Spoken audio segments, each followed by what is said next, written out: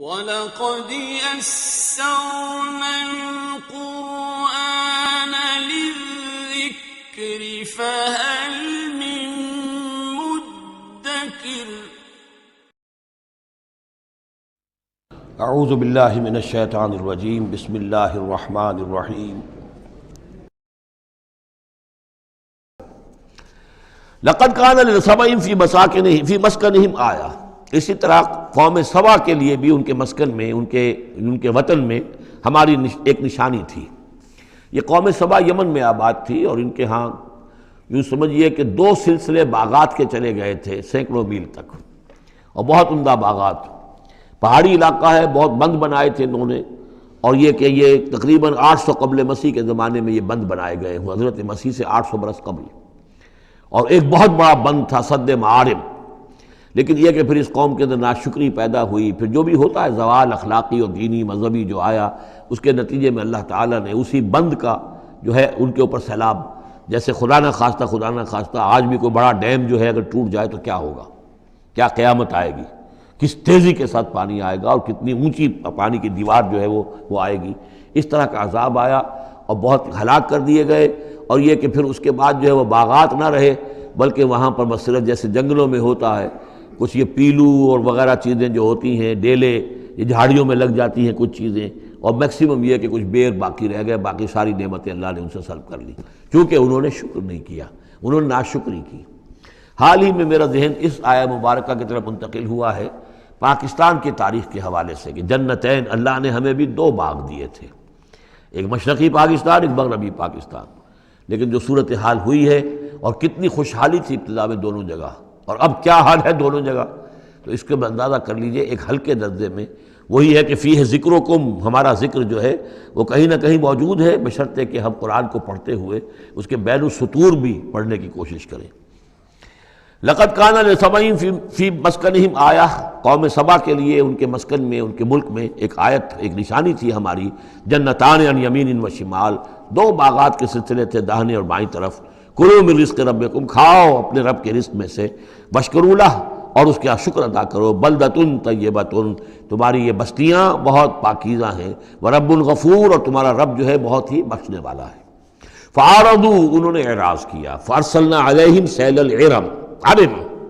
پھر ہم نے ان کے اوپر بہت زور کا سیلاب چھوڑ دیا، وبدلناہم، اور ہم نے پھر بدل دیے، بجنتیہم، ان کے ان 2 باغات جن میں ہر طرح کے انواع و اقسام کے پھل تھے، ان کی جگہ پر جنتین، 2 ایسے باغ، ذوات اکل خمط، کہ کچھ کسیلے قسم کے اس میں کچھ پھل ڈیلے وغیرہ جو ہو جاتے ہیں جھاڑیوں کے اندر، واصل، اور جھاؤ، وشیء من سدر قلیل، تھوڑا سا بس اگر کچھ رہ گیا تھا وہاں پر تو وہ تھی اگر کوئی اچھی چیز تو وہ کچھ بیر تھوڑے سے۔ ذالک جزیناہم، یہ ہم نے ان کو بدلہ دیا بما کفروا، ان کے کفران نعمت کی وجہ سے۔ وہل نجازی الا الکفور، اور ایسا برا بدلہ ہم دیتے ہیں صرف انہی کو کہ جو ناشکرے ہوں۔ وجعلنا بینہم وبین القری التی بارکنا فیہا، اصل میں یہ ایسٹ ویسٹ ٹریڈ کا جو میں نے آپ کو بتایا معاملہ کہ یہ قریش کی ایک رہی ہے، ان کی اجارہ داری رہی ہے اس کے اوپر، اس سے پہلے اس قوم سبا کے پاس تھا یہی معاملہ۔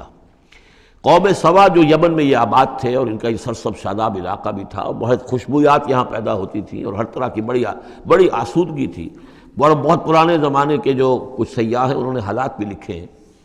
تو اس حوالے سے۔ لیکن یہ جو مشرق و مغرب کی ٹریڈ پوری ان کے پاس تھی، یعنی ہند چینی، ہندوستان چین، یہ سارا مشرق سے سارا سامان جو آتا تھا تجارتی وہ یمن کے ساحل پر آ گیا، ادھر یورپ سے سارا سامان جو آیا مرچنڈائز وہ آ گیا فلسطین کے ساحل پر، میڈیٹرینین کو کراس کیا، فلسطین کے ساحل پر آ گیا۔ اب ان 2 پوائنٹس کے درمیان جو ہے ان کے قافلے جاتے تھے، اور اللہ تعالیٰ نے ایسا کیا تھا کہ ایک طرف تو کئی 100 میل تک تو ان کے باغات ہی چلے گئے تھے، پھر یہ کہ آگے بھی یہ ہے کہ تھوڑے تھوڑے وقفے کے بعد ایسی بستیاں آباد کر دی تھی اللہ نے اس راستے پر کہ جو راستے ہی پر تھیں، تو گویا کہ راستہ پرامن بھی ہو گیا، پرسکون بھی ہو گیا، ضرورت کی چیزیں بھی ملنے لگیں۔ لیکن یہ کہ جب ان کے اندر گراوٹ آئی تو انہوں نے اس کی ناشکری کی، اللہ یہ کیا فائدہ، یہ سب ہے، اس میں تو کوئی جو ہے خاص ہمارے لیے ایڈونچر تو ہے ہی نہیں، تو کوئی دور کا سفر ہو، اس میں خطرے بھی ہوں، اس میں کوئی اندیشے بھی ہوں، تب لطف آئے سفر کرنے کا، تو اللہ تعالیٰ نے پھر یہ جو ان کی ساری سہولتیں جو دے رکھی تھیں وہ ان سے سلب کر لی۔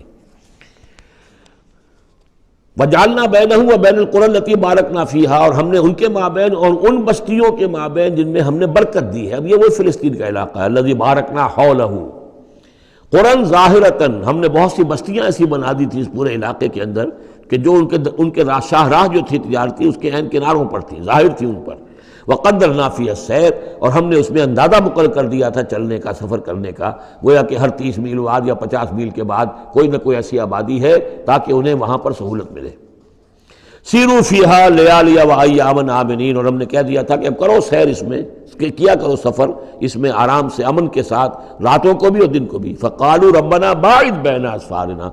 پروردگار ذرا ہمارے سفروں کے اندر جو ہے وہ ذرا لمبائی پیدا کر دے، دوری پیدا کر دے. وظلموا انفسہم، اور انہوں نے اپنے آپ پر ظلم کیا. فجعلناہم احادیث، تو اب ہم نے انہیں صرف کہانیاں بنا دیا، اب ان کی کہانیاں رہ گئی ہیں، ان کی تاریخ کے اندر داستانیں رہ گئی ہیں، اب ان کا کوئی نام و نشان نہیں رہا. وَمَزَّقْنَاهُمْ كُلَّ مُمَزَّقٍ، اور ہم نے ان کو ریزہ ریزہ کر دیا، ختم کر دیا، منتشر کر دیا. اس لیے کہ جب یہ بند ٹوٹا ہے اور سیلاب آیا ہے، یہ آیا ہے کوئی 450 عیسوی میں، یعنی حضور کی ولادت سے لگ بھگ سمجھیے 125 برس پہلے، اور حضور پر جب وحی شروع ہوئی تو تقریباً اسے 150 یا 160 برس پہلے.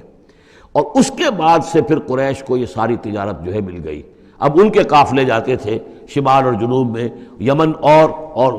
فلسطین کے مابین. تو اس لیے یہ زیادہ حضور صلی اللہ علیہ وسلم کی پیدائش سے اور آپ کے زمانے سے زیادہ پرانا واقعہ نہیں ہے. وَمَزَّقْنَاهُمْ، اس کے بعد یہاں سے یہ لوگ چلے گئے. خود اوس اور خزرج کے قبیلے جو ہیں یہ بھی یمن ہی سے آ کر آباد ہوئے ہیں اس مدینہ منورہ میں، اور جو عراق وغیرہ کے قبائل ہیں وہ بھی یہاں سے نکل کر جا کر عرب قبائل آباد ہوئے. یمن بہت زیادہ، بہت بڑا مرکز رہا تہذیب کا، تمدن کا، عرب تہذیب و تمدن کا بہت بڑا گہوارہ.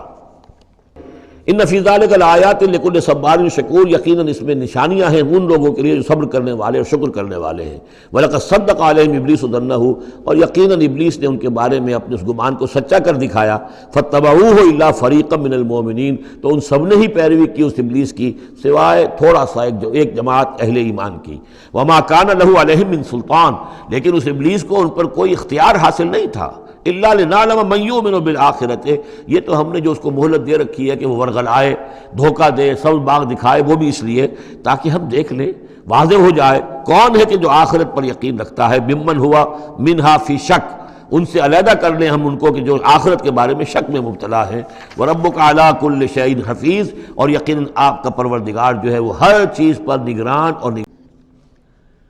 قُلِ ادْعُوا الَّذِينَ زَعَمْتُم مِّن دُونِ اللَّهِ لَا يَمْلِكُونَ مِثْقَالَ ذَرَّةٍ فِي السَّمَاوَاتِ وَلَا فِي الْأَرْضِ وَمَا لَهُمْ فِيهِمَا مِنْ شِرْكٍ وَمَا لَهُ مِنْهُمْ مِنْ ظَهِيرٍ. صدق اللہ العظیم. اے نبی، ان مشرکین سے کہیے کہ پکارو جن کو بھی تم نے گمان کیا ہے کہ وہ اللہ کے سوا تمہارے مددگار ہیں یا تمہارے اولیاء ہیں یا تمہارے دیوی ہیں یا دیوتا ہیں. لا یملکون مثقال ذرۃ فی السماوات ولا فی الارض، انہیں کوئی اختیار حاصل نہیں ہے ایک ذرے کے ہم وزن بھی، نہ آسمانوں میں نہ زمین میں. ما لہم فیہما من شرک، ان کا کوئی شرک جو ہے، ان کا کوئی ساجھا نہیں ہے، کوئی شریکہ نہیں ہے زمین اور آسمان کے معاملے میں اللہ کے ساتھ. وما لہ منہم من ظہیر، اور نہیں ہے ان میں سے کوئی بھی اللہ کا مددگار. یہ ایک دوسری شکل ہے کہ اللہ تعالیٰ کے بارے میں ایک گمان تو یہ تھا کہ اس کے کچھ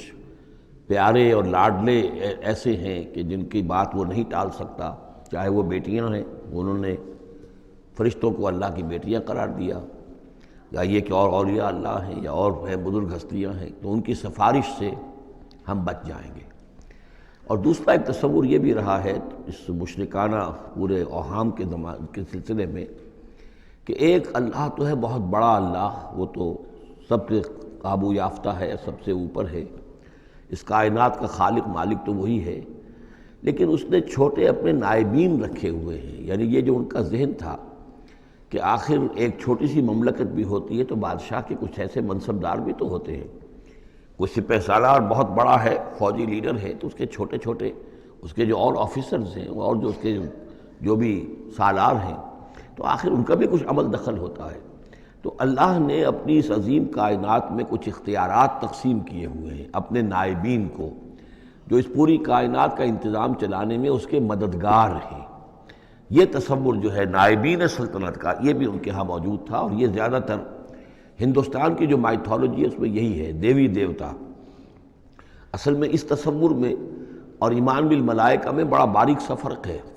لیکن یہ باریک سا فرق جو ہے مردی اور نامردی قدم فاصلہ دارت زمین و آسمان کا فرق واقع ہو جاتا ہے۔ ہم بھی مانتے ہیں کہ فرشتے ہیں، یہ کارندے ہیں اس کائنات کے، یہ اللہ کی اس کائناتی حکومت کے سول سروس ہے، ان میں سے کسی کے پاس اختیار کوئی نہیں ہے، وہی کرتے ہیں جس کا حکم ملتا ہے،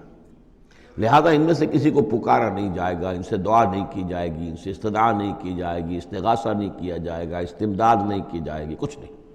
پکارو اللہ کو، اللہ آپ کی تکلیف کو رفع کرنے کے لیے کسی کو بھیج دے، فرشتے کو بھیج دے، بغیر کسی فرشتے کو بھیجے وہ قادر ہے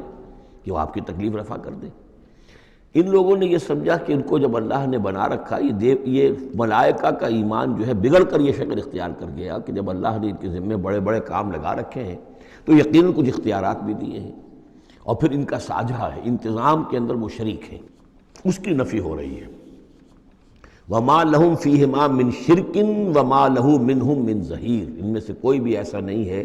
کہ جو اس کا مددگار